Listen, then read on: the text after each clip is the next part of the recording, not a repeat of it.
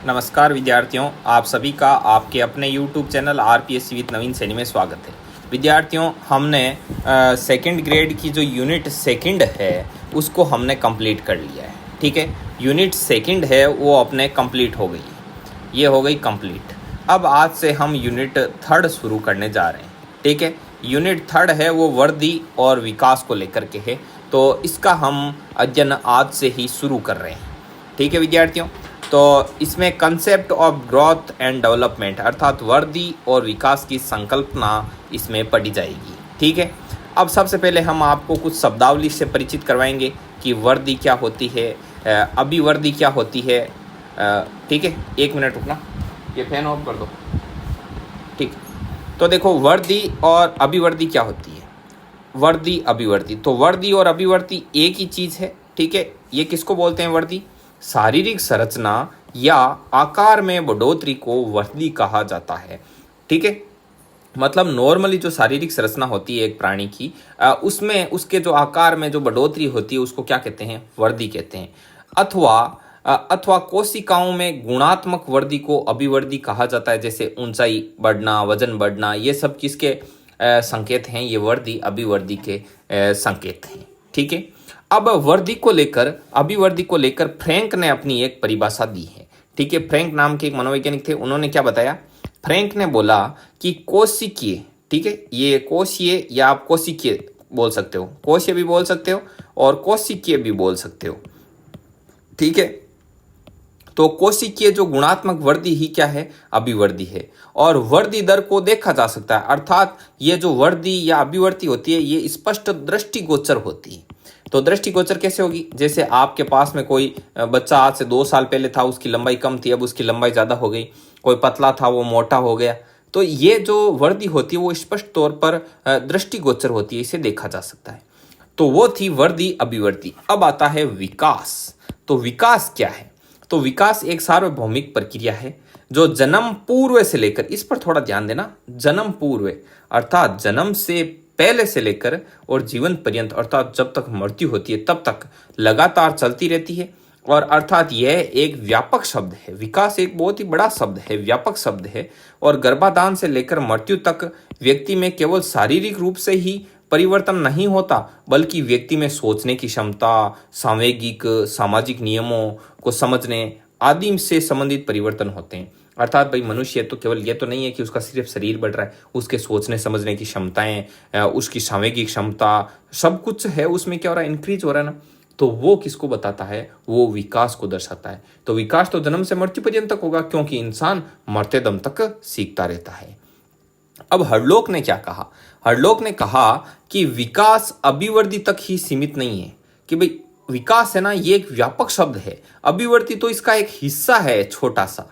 क्यों? क्योंकि ये जन्म से लेकर किशोरावस्था, परिपक्वावस्था तक चलेगी और उसके बाद धीरे धीरे क्षीण हो जाएगी। ठीक है, बाद में अभिवृद्धि नहीं होगी। लेकिन ये विकास बड़ा बड़ा शब्द है, व्यापक है, जबकि अभिवृद्धि संकीर्ण है। तो इसने कहा विकास अभिवृद्धि तक ही सीमित नहीं है, इसकी अपेक्षा इसमें परिपक्वता के लक्ष्य की और परिवर्तनों का प्रगतिशील क्रम निहित रहता है। इसका मतलब है कि इसकी अपेक्षा इसमें परिपक्व अवस्था के लक्ष्य की ओर परिवर्तनों का एक प्रगतिशील क्रम निहित रहता है। अर्थात विकास एक बहुत बड़ा शब्द है, अभिवृद्धि इसका एक हिस्सा मात्र है। विकास का हिस्सा मात्र है कौन? अभिवृद्धि। इस चीज को ध्यान में रखना।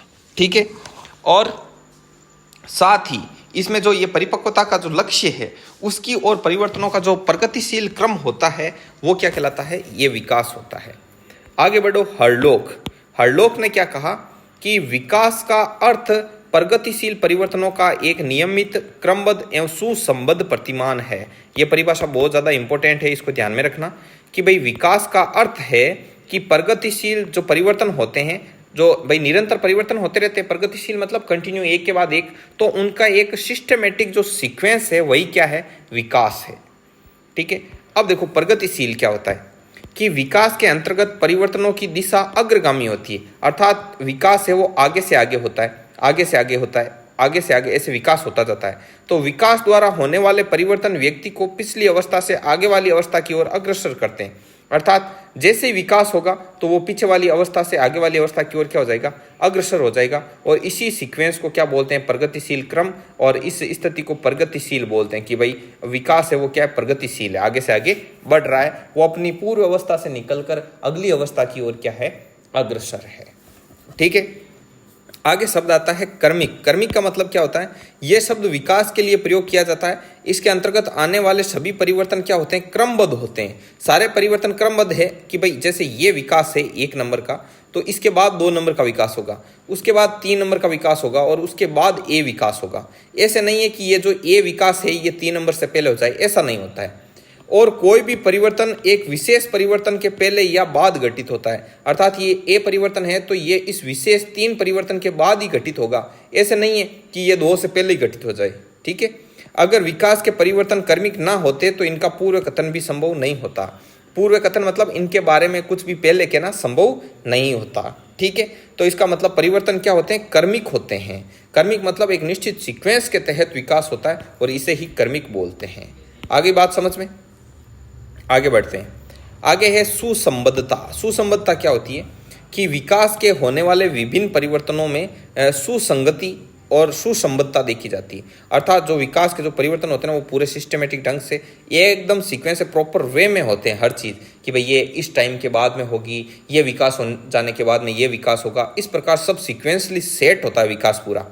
और जिस बच्चे का शारीरिक व क्रियात्मक विकास शीघ्र होता है उसका सांवेगिक सामाजिक विकास भी अपेक्षाकृत शीघ्र होता है। अर्थात जिसकी बॉडी वगैरह जल्दी डेवलप होती है ना, उसका मानसिक विकास भी उतना ही क्या होता है, जल्दी होता है। तो ये चीज़ होती है सुसंबद्धता। सुसंबद्धता मतलब क्रम निश्चित होना, क्रम तय होना।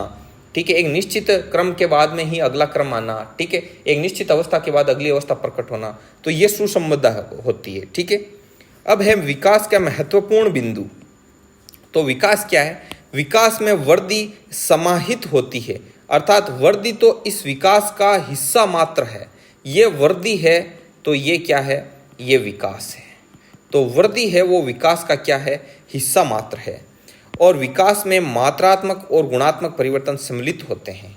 क्यों? क्योंकि वृद्धि में क्या होते हैं, वृद्धि में केवल मात्रात्मक परिवर्तन होते हैं, जबकि विकास में क्या होते हैं, मात्रात्मक और गुणात्मक दोनों परिवर्तन होते हैं। ठीक है, क्योंकि अभिवृद्धि में सिर्फ मात्रात्मक भी होंगे ना, भाई वजन बढ़ेगा, लंबाई बढ़ेगी, जबकि इसमें सोच बढ़ेगी, सोचने समझने की क्षमता, तार्किक क्षमता, मानसिक विकास, तो ये गुणात्मक और मात्रात्मक परिवर्तन हो गए। ठीक है, और विकास है वो निरंतर चलने वाली प्रक्रिया है और यह आनुवांशिकता व वातावरण का उत्पाद है। एक तो विकास निरंतर रूप से चलता रहता है, एक चीज़ तो ये, दूसरा ये आनुवांशिकता, अर्थात अपनी जो जन्मजात क्षमताएं, अपनी जन्मजात क्षमताएं और हमने जो वातावरण में जो सीखा, अपना जो आसपास का भौगोलिक परिवेश है, ठीक है, इन दोनों को मिलाकर इनकी दोनों की अंत्यक्रिया से ही किसका जन्म होता है, विकास का जन्म होता है। अर्थात विकास को जन्मजात क्षमताएं और भौगोलिक वातावरण दोनों प्रभावित करते हैं। आगे बढ़ते हैं। आगे है विकास के विभिन्न आयाम। तो विकास के विभिन्न क्या क्या आयाम हैं, विकास कैसे कैसे होता है। तो पहला है शारीरिक एवं क्रियात्मक विकास। तो इसमें क्या होता है, शारीरिक विकास के अंतर्गत सामान्य शारीरिक संरचना, लंबाई, भार, हड्डियां, तंत्रिका तंत्र, अंतःस्रावी ग्रंथियां, इन सब का क्या होता है, विकास होता है। ठीक है, जबकि क्रियात्मक विकास के अंतर्गत क्या होता है, चलना, दौड़ना, तैरना, लिखना, खेलना आदि सम्मिलित होते हैं। तो ये शारीरिक और क्रियात्मक विकास हो गया। ये विकास के आयाम मतलब विकास के विभिन्न भाग हैं, विकास की विभिन्न ब्रांचेज समझ लो ऐसे। अब एक होता है संज्ञानात्मक विकास।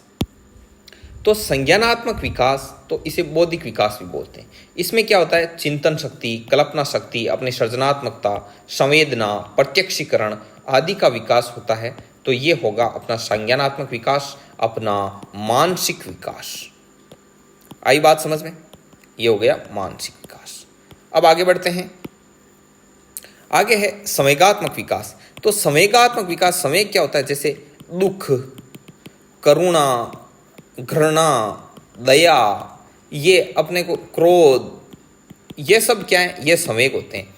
और इन जब संवेगों पर हम अच्छा खासा नियंत्रण करना सीख लेते हैं तो हम ऐसा पर्टिकुलर इंसान के बारे में बोल सकते हैं कि इसका संवेगात्मक विकास अच्छा हो गया। अच्छा मतलब इसका ये गुस्से पर कंट्रोल कर लेता है, अपनी भावनाओं में नहीं बहता है, इसका मतलब उसका क्या है, संवेगात्मक विकास हो चुका है। तो अब समझो इसको।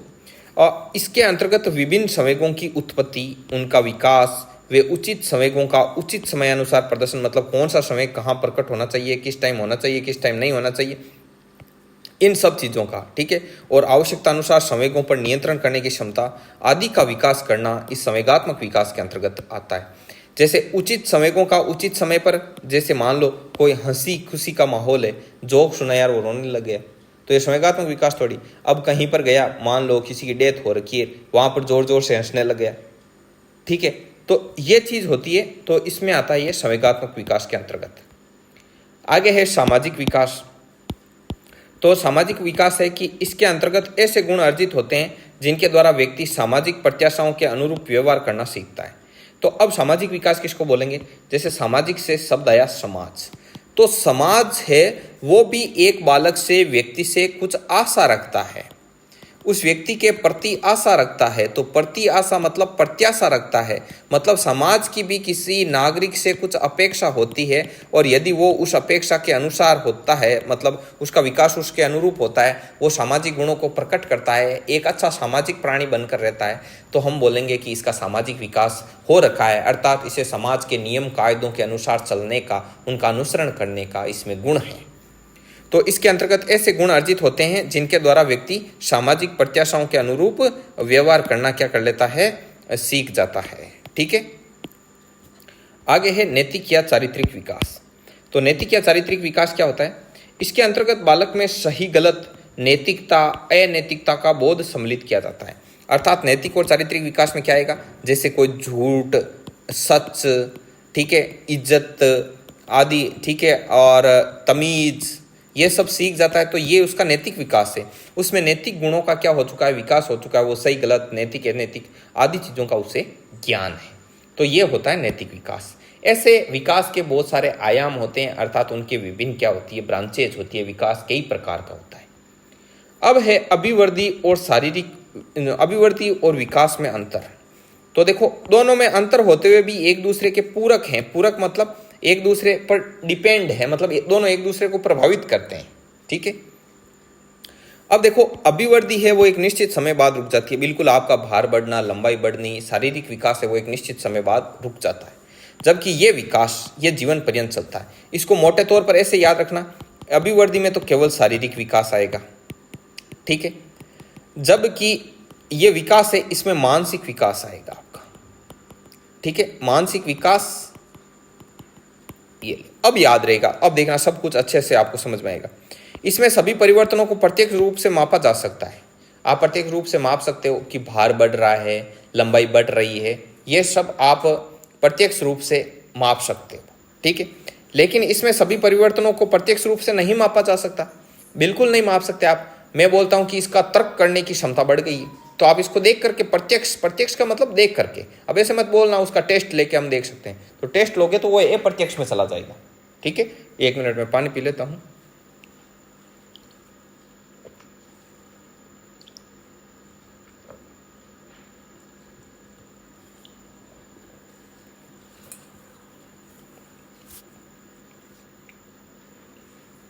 आगे है कि अभिवृद्धि में मात्रात्मक परिवर्तन होते हैं, जबकि विकास में मात्रात्मक प्लस गुणात्मक परिवर्तन होते हैं। मात्रात्मक और गुणात्मक दोनों रहेंगे, ठीक है। क्यों? क्योंकि इसमें मानसिक विकास के साथ शारीरिक विकास भी तो ऐड रहता है, क्योंकि जो अभिवृद्धि है वो इस विकास का एक हिस्सा ही तो है, ठीक है।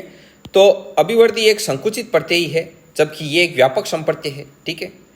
और इसमें शारीरिक परिवर्तन शामिल होता है, जबकि इसमें शारीरिक, सामाजिक, मानसिक, सामयिक, नैतिक आदि सभी परिवर्तन शामिल होते हैं, ठीक है। इसके अलावा छठा है, ये केवल परिणाम संबंधी संरचनात्मक परिवर्तन इसके अंतर्गत आते हैं, मतलब जिनका परिमाण आता है और बाहरी स्ट्रक्चर जो संरचना दिखाई देती है उसके आधार पर जो परिवर्तन होते हैं वो शामिल किए जाते हैं, जबकि इसमें संरचनात्मक व कार्यात्मक दोनों तरह के परिवर्तन शामिल होते हैं। तो ये थोड़ा आपके ये यहाँ से ये इनका जो डिवीजन है, मतलब इनका जो विभाजन करते हैं, ये इंपॉर्टेंट है, इसको ध्यान में रखना, ठीक है। आगे बढ़ते हैं। विकास के नियम। अब विकास के कुछ नियम भी हैं कि विकास किन किन नियमों के अंतर्गत होता है, तो विकास के नियम को लेकर हम पढ़ते हैं। तो विकास एक सार्वभौमिक प्रक्रिया है। सार्वभौमिक प्रक्रिया मतलब कि विकास की प्रक्रिया सभी जगह समान रूप से होती है, अर्थात यहाँ पर 12 से लेकर 18 वर्ष तक किशोरावस्था रहेगी, तो अमेरिका में भी क्या रहेगी, 12 से 18 में किशोरावस्था रहेगी। ऐसे नहीं है कि अमेरिका में बाल्यावस्था के बाद में जो प्राणी होता है वो किशोरावस्था से गुजरता है, मनुष्य किशोरावस्था से गुजरता है। तो ऐसा नहीं है कि भूटान में किशोरावस्था के बाद में शेषावस्था आ जाएगी, तो ऐसा नहीं होता है। ये एक सार्वभौमिक प्रक्रिया सब जगह पाई जाती है, विकास सब जगह होता है। दुनिया के किसी भी कोने में कोई भी बालक रहता है तो उसका विकास होगा। हो सकता है कि उसकी मात्रा कम या ज़्यादा रहे। आगे है, विकास एक निरंतर प्रक्रिया है, बिल्कुल सतत रूप से निरंतर चलने वाली प्रक्रिया है, अर्थात गर्भाधान से शुरू होकर जीवन पर्यंत चलती रहती है। इसे निरंतरता का सिद्धांत कहा जाता है। ठीक है। क्रमिक विकास का सिद्धांत, एक प्रजाति विशेष के सभी सदस्यों में एक जैसा क्रम पाया जाता है। जैसे बच्चों में पहले घुटने के बल तथा बाद में पैरों पर चलना सीखता है। तो ये क्रमिक विकास का सिद्धांत कहता है कि विकास है वो विकास एक निश्चित क्रम में होता है। विकास एक निश्चित क्रम में होता है। ठीक है, आगे बढ़ते हैं। पूर्व कथनीयता का सिद्धांत। पूर्व कथनीयता का मतलब होता है कि भविष्यवाणी करना। ठीक है, पहले ही उसका पूर्व अनुमान लगा लेना, या उसके बाद में पहले ही कुछ अनुमान लगाकर उसके बारे में पूर्व कथन कह देना, यह पूर्व कथनीयता का सिद्धांत होता है। तो ठीक है, विकास प्रतिमान पूर्व कथनीय होते हैं, अतः भविष्यवाणी की जा सकती है। इनको लेकर भविष्यवाणी की जा सकती है, मतलब पूर्व कथन का शिक्षा की योजना, अगली अवस्था की तैयारी आदि के दृष्टिकोण से महत्व है। तो ये मैं चीज़ बता दूं आपको कि भाई देखो, विकास प्रतिमान पूर्व कथनीय क्यों होते हैं, क्योंकि इनमें क्रमिकता का सिद्धांत पाया जाता है। कोई भी एक अच्छा शिक्षक है तो उसको पता है कि ये विकास होने के बाद ये विकास होगा, तो वो उसके अनुसार अपनी पाठ योजना बना सकता है। ठीक है, मतलब अपनी शिक्षण की जो योजना बना सकता है कि इसको कैसे पढ़ाना है, अभी कौन सा पाठ्यक्रम लागू करें, कौन सा 6वीं में पढ़ाया जाए, कौन सा 8वीं में पढ़ाया जाए, कौन सा 12वीं में पढ़ाया जाए। तो विकास चूंकि कर्मिक होता है, तो कर्मिक होता है तो उसका पहले ही सबको क्या रहता है, ज्ञान रहता है। समझ में आ गई बात। तो इनके बारे में पूरा अनुमान लगाया जा सकता है। आगे बढ़ते हैं। विकास की गति परिवर्तित होती है, बिल्कुल परिवर्तित होती है। विकास निरंतर होता रहता है, लेकिन इसकी गति हमेशा एक जैसी नहीं रहती, अर्थात कभी विकास तेजी से होता है तो कभी धीमे होता है, फिर तेजी से तो फिर धीमे। तो देखो, टेनर और मेरिडिये का विकास चक्र इन्होंने बताया कि कम ज़्यादा कैसे होता है। तो इन्होंने बताया कि गर्भाधान से लेकर 2 वर्ष तक तो विकास तेजी से होता है, लेकिन 3 वर्ष से लेकर वय संधि तक, वय संधि मतलब 11-12 वर्ष तक विकास धीमे होता है। फिर वय संधि 11-12 साल से लेकर के 16 साल तक विकास तेजी से होता है, और 16 साल से लेकर बाद में फिर धीरे हो जाता है। तो ऐसे विकास की गति कम ज़्यादा होती रहती है। अब अगला है कि प्रारंभिक विकास उत्तर प्रवर्ती विकास से अधिक महत्वपूर्ण होता है। तो प्रारंभिक विकास मतलब जो पहले विकास होता है वो बाद वाले विकास से क्या होता है, ज़्यादा महत्वपूर्ण होता है। जैसे बालकों का प्रारंभिक अवस्था का विकास अत्यधिक महत्वपूर्ण होता है, मतलब बचपन में जो विकास होता है ना वो ज़्यादा महत्वपूर्ण होता है बाद में होने वाले विकास से। ठीक है, अब देखो यहाँ पर सामान्य वर्गीकरण है कि शेष अवस्था है वो जन्म से 5 वर्ष तक कहलाती है, बाल्य अवस्था 6 से 12 तक, किशोर अवस्था 12 से 18-19 तक, और वयस्क अवस्था अर्थात जिसको आप परिपक्व अवस्था बोलोगे वो 18 से 19 वर्ष के पश्चात मानी जाएगी। आगे बात समझ में। अब आगे बढ़ते हैं। अब एक वैयक्तिक अंतर का सिद्धांत है, अगला सिद्धांत है। विकास के सिद्धांत नियम पढ़ रहे हैं, उसमें है अगला वैयक्तिक अंतर का सिद्धांत। ठीक है, तो वैयक्तिक अंतर का सिद्धांत क्या कहता है कि वैयक्तिक अंतर मतलब पर्सन टू पर्सन जो डिफरेंस होता है ना, वो पर्सन टू पर्सन डिफरेंस मतलब व्यक्ति व्यक्ति में जो गुणों में भिन्नता होती है उसको क्या बोलते हैं, गुणों में भिन्नता, उसे क्या बोलते हैं, उसे बोलते हैं वैयक्तिक अंतर।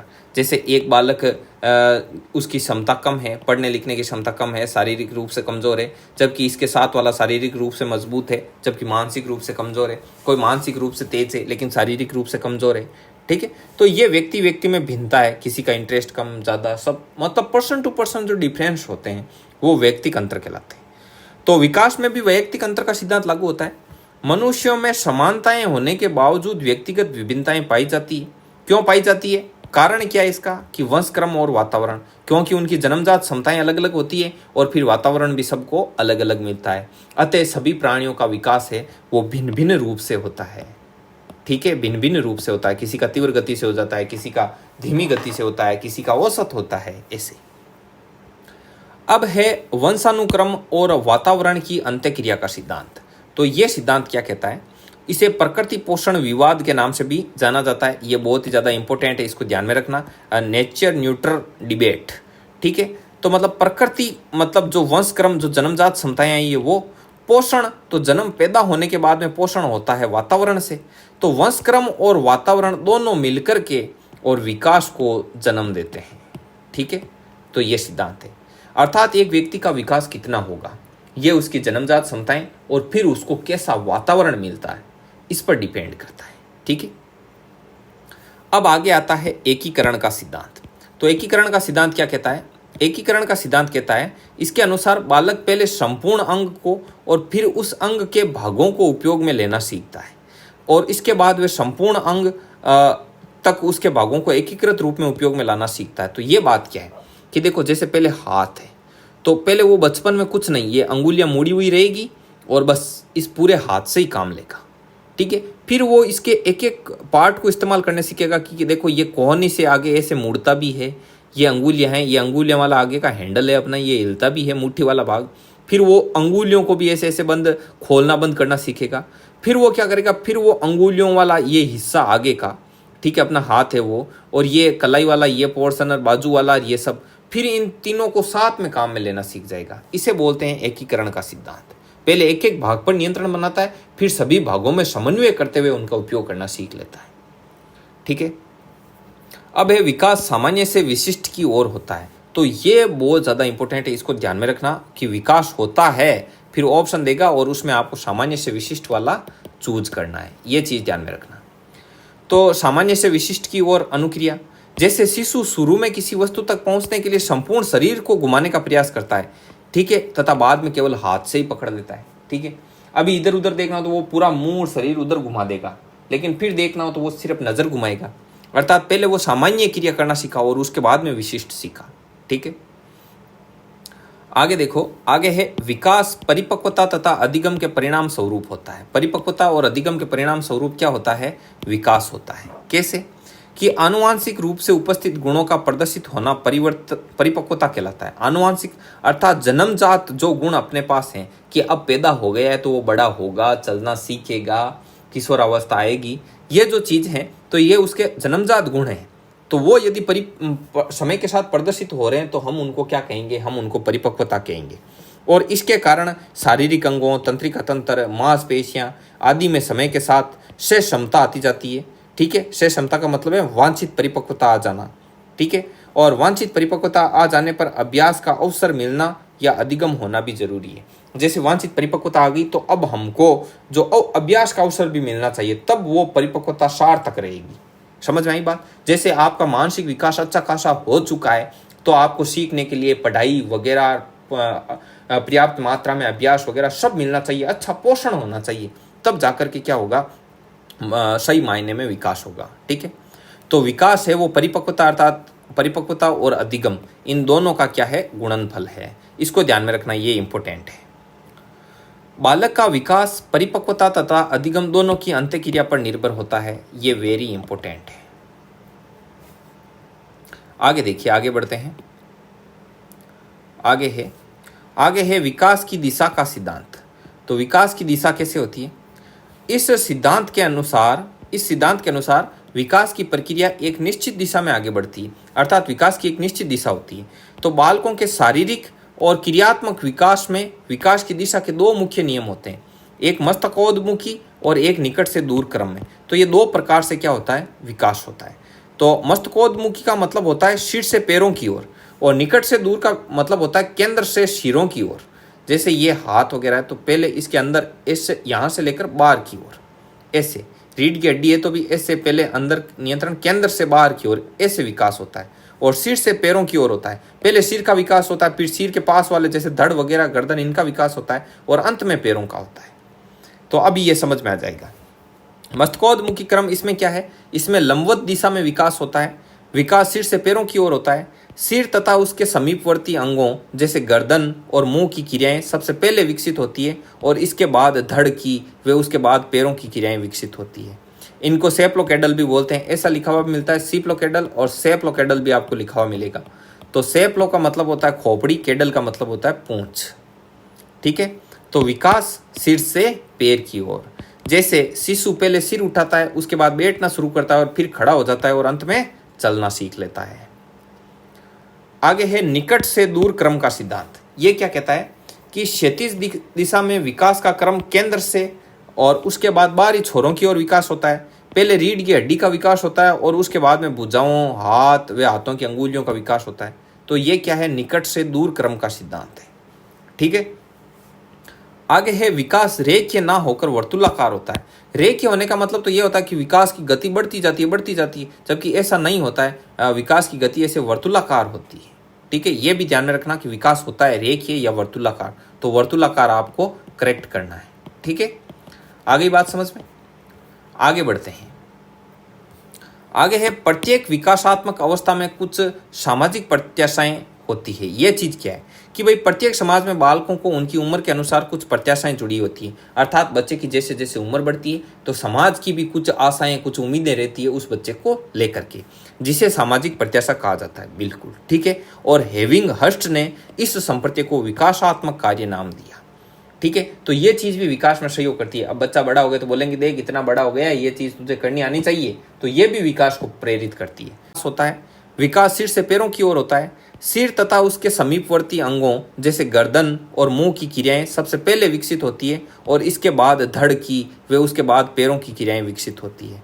इनको सेप्लोकेडल भी बोलते हैं, ऐसा लिखा हुआ मिलता है सीप्लोकेडल और सेप्लोकेडल भी आपको लिखा हुआ मिलेगा। तो सेप्लो का मतलब होता है खोपड़ी, केडल का मतलब होता है पूंछ।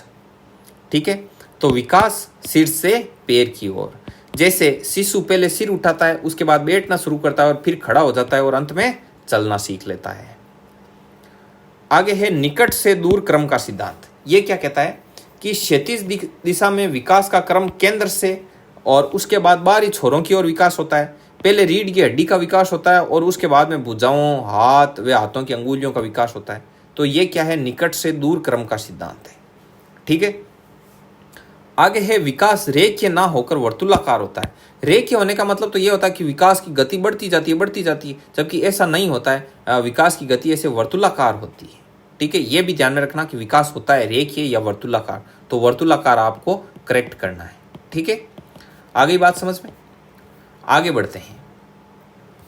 आगे है प्रत्येक विकासात्मक अवस्था में कुछ सामाजिक प्रत्याशाएं होती है। ये चीज क्या है कि भाई प्रत्येक समाज में बालकों को उनकी उम्र के अनुसार कुछ प्रत्याशाएं जुड़ी होती है, अर्थात बच्चे की जैसे जैसे उम्र बढ़ती है तो समाज की भी कुछ आशाएं, कुछ उम्मीदें रहती है उस बच्चे को लेकर के, जिसे सामाजिक प्रत्याशा कहा जाता है। बिल्कुल ठीक है, और हेविंग हर्स्ट ने इस संप्रत्य को विकासात्मक कार्य नाम दिया। ठीक है, तो ये चीज भी विकास में सहयोग करती है। अब बच्चा बड़ा हो गया तो बोलेंगे देख इतना बड़ा हो गया, ये चीज तुझे करनी आनी चाहिए, तो ये भी विकास को प्रेरित करती है और इसे हेविंग हर्स्ट ने बहुत ज्यादा इंपॉर्टेंट है। ठीक है, आगे बढ़ते हैं। आगे है विकास के प्रत्येक क्षेत्र में कुछ अंतर्निहित कठिनाई होती है। कठिनाई से क्या आशय, इसका मतलब है कि जैसे उचित अधिगम हेतु वातावरण न मिल पाना, तो ये विकास के क्षेत्र में एक कठिनाई है। भाई विकास का प्रत्येक क्षेत्र होता है, उसमें कुछ ना कुछ कठिनाई आती है। जैसे आप कुछ पढ़ रहे हो, आपका मतलब मानसिक विकास अच्छा खासा है, आप अधिगम करना चाहते हो, सीखना चाहते हो कुछ, लेकिन आपको अच्छा खासा वातावरण नहीं मिल पा रहा है। तो वातावरण नहीं मिल पा रहा है ना, तो ये आपके विकास में निहित एक बाधा है। आई बात समझ में, तो ये बात है।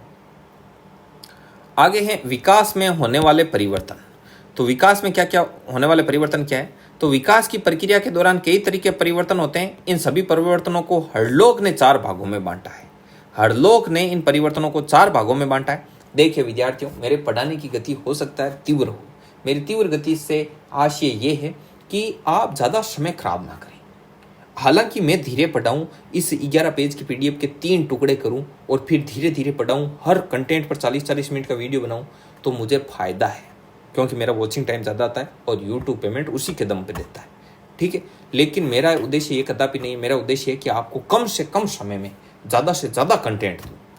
ठीक है, मैं चाहता हूँ कि ये जो तीसरी यूनिट है, इस पर मैं सिर्फ 5 वीडियो में इसको कंप्लीट कर दूँ, और 5 वीडियो 40-40 मिनट के, 45-45 मिनट के आप 5 वीडियो देखो और आपकी 3rd यूनिट कंप्लीट, और जल्द से जल्द आपका कोर्स पूरा करूँ और आप भी उसका तीव्र गति से रिवीजन मतलब अध्ययन करें, और अध्ययन करने के बाद उसका निरंतर रूप से रिवीजन कर अपनी सफलता को प्राप्त करें। ठीक है, एग्जाम देने के बाद अपने नोट्स उठा के देख लेना, पता चल जाएगा कि अपना कंटेंट कितना सार्थक है, बजाय जो आप अदर कंटेंट पढ़ते हैं। वो आप समझ जाएंगे। आप जिस विद्यार्थी ने सीरियसली रीड की तैयारी की है और वो इस कंटेंट को पढ़ रहा है, तो उसको पढ़ते ही सारा माजरा समझ में आ जाएगा। ठीक है, इन सभी परिवर्तनों को हरलोक ने 4 भागों में बांटा है कि देखो, विकास में जो परिवर्तन होता है वो एक आकार में परिवर्तन के तौर पर भी होता है, अनुपात में परिवर्तन मतलब पहले के अनुपात में बाद में ये परिवर्तन भी होता है, पुरानी आकृतियों का लोप होता है, नई आकृतियां बनती है, और नए लक्षण तथा आकृतियों का संचय होता है, अर्थात नई आकृतियां नए लक्षण क्या होते हैं, पैदा होते हैं। ठीक है, अब विकास की आती है अवस्थाएं। तो विकास की प्रक्रिया को बेहतर तौर पर समझने के लिए इसे कुछ अवस्थाओं में बांटा जाता है। इस विषय के संदर्भ में अलग अलग मनोवैज्ञानिकों ने अलग अलग मत दिए हैं। तो हरलोक के अनुसार 10 भागों में बांटा गया है। हरलोक ने 10 भाग बताए हैं। तो हरलोक से पूछा कि बताओ भाई 10 भाग कौन कौन से, तो उन्होंने कहा एक तो होता है पूर्व प्रसूति काल, अर्थात गर्भ धारण होता है तब से लेकर जन्म तक, प्रसव तक की जो अवस्था होती है वो आपकी आएगी पूर्व प्रसूति काल में। फिर आएगी शेषवावस्था। हरलोक ने शेषवावस्था को जन्म से सिर्फ 2 सप्ताह तक ही माना। ठीक है, फिर उन्होंने कहा कि बचपना अवस्था आ जाती है, वो जन्म से 2 सप्ताह के बाद से 2 वर्ष तक होती है। जन्म से 2 सप्ताह अर्थात 15 दिन का जब मनुष्य हो जाता है, वहाँ से लेकर 2 वर्ष तक का जो टाइम है वो बचपना अवस्था कहलाएगी। फिर पूछा बाल्य अवस्था क्या होती है, तो उन्होंने कहा 2 साल से लेकर 10-12 साल तक का समय वो बाल्य अवस्था होती है। बालिकाओं में इसे 10 वर्ष तक मान सकते हो और बालकों में इसे 12 वर्ष तक। बोले ठीक है, आगे बढ़ो। तो उन्होंने कहा कि ये अवस्था भी मैं 2 भागों में बांटता हूँ। एक प्रारंभिक बाल्य अवस्था जो कि 2 वर्ष से लेकर आपके 6 वर्ष तक रहेगी, 2 वर्ष से लेकर 6 वर्ष तक, और एक उत्तर बाल्य अवस्था है जो कि 6 वर्ष से लेकर 12 वर्ष तक रहेगी। ठीक है, मतलब बालिका में तो 6 से 10 रहेगी और बालक में 6 से 12 रहेगी। बोले ठीक है, अच्छी बात है। फिर बोले कि एक वह संधि होती है जिसे प्राक किशोरावस्था या प्राक किशोरावस्था बोलते हैं। तो बोले ठीक है, प्राक का मतलब आप ऐसे भी बोल सकते हो इसको पूर्व किशोरावस्था। ठीक है, पूर्व किशोरावस्था। बोले इसका टाइमिंग पीरियड क्या रहेगा, बोले इसका टाइमिंग पीरियड 11 से 13 रहेगा बालिका में, और बालक में 12 से 14 रहेगा। और प्रारंभिक किशोरावस्था आएगी, उसके बाद ये 13-14 साल से 17 साल तक रहेगी। फिर उत्तर किशोरावस्था आएगी, वो 17 साल से लेकर 20 साल तक रहेगी। फिर प्रारंभिक वयस्क अवस्था आएगी जो कि 21 साल से लेकर 40 साल तक रहेगी। और फिर मध्य अवस्था आएगी जो 40 से 60 साल तक रहेगी। और फिर वृद्धावस्था आएगी जो 60 से मृत्यु तक रहेगी। तो ये हरलोक ने ऐसे विकास का अच्छे से अध्ययन करने के लिए इसे 10 भागों में बांटा। तो पूछ ले, हरलोक ने जो ये अपना आयु का काल है इसको कितने भागों में बांटा, तो 10 भागों में बांटा। हरलोक के अनुसार शेषवावस्था जन्म से 2 सप्ताह, ये इंपॉर्टेंट है, इसको ध्यान में रख लेना। ठीक है विद्यार्थियों, तो आज के वीडियो में हम इतना ही कंटेंट पढ़ेंगे। ठीक है, इस वीडियो को आप प्राप्त करना चाहते हैं तो टेलीग्राम चैनल का लिंक है वो आपके डिस्क्रिप्शन में दे रखा है, वहाँ से टेलीग्राम चैनल को ज्वाइन कीजिए और ज्वाइन करके और वहाँ से आप PDF प्राप्त कर सकते हैं। ठीक है विद्यार्थियों, इसके अलावा आप हमारी व्हाट्सअप ब्रॉडकास्ट में ऐड होना चाहते हैं तो ये व्हाट्सअप नंबर है, इन पर अपना नाम लिख देना और अपना डिस्ट्रिक्ट का नाम लिख के सेंड कर देना। आपको व्हाट्सअप ब्रॉडकास्ट और बाकी सब जगह ऐड कर दिया जाएगा। ठीक है, फिर आपको निरंतर रूप से कंटेंट और फ्री में PDFs वगैरह सब ऑटोमेटिक मिलते रहेंगे।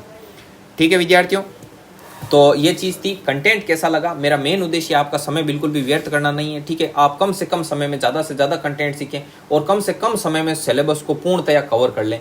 कई लोग डिटेल से पढ़ाना शुरू करते हैं, 1-1 घंटे की क्लासें बना रहे हैं और 1-1 यूनिट पर 20-20 क्लासें बना रहे हैं और ऐसा करते करते विस्तृत सिलेबस करवा रहे हैं दुनिया भर का, और सिलेबस बच्चा सिलेबस देख के ही भाग रहा है। तो ऐसी चीज़ नहीं है यहाँ पे। ठीक है, इस संदर्भ में भी आप अपनी राय दे सकते हैं। हमारे साथ इन नंबरों पर इस चीज़ को लेकर आप डिस्कस कर सकते हैं। अपना टाइम शेड्यूल, आपकी जो कोई पर्सनल प्रॉब्लम हो तैयारी से रिलेटेड, आपको कोई बाधा महसूस हो रही हो तैयारी से रिलेटेड, आपको कोई भी सलाह मशविरा कुछ भी करना हो, 24/7 हेल्पलाइन जारी है हमारी तरफ से। ठीक है विद्यार्थियों, तो मिलते हैं नेक्स्ट वीडियो में। तब तक के लिए जय हिंद, जय भारत।